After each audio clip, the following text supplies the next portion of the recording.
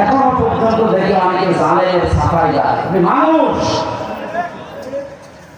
জালেম তো সাধারণ জিনিস না, জালেম হচ্ছে আল্লাহর মামলার আসামি।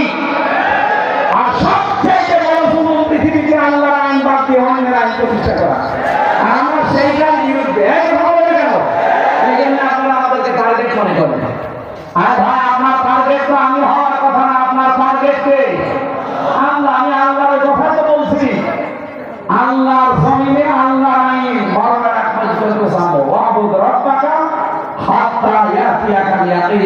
ওই পর্যন্ত তোমরা আল্লাহর ইবাদত করতে থাকো যতদিন ইয়াকিন না আসে। ইয়াকিন মানে মরণ। মৃত্যু যতদিন না আসে ততদিন তোমাদের ইবাদত চলবে।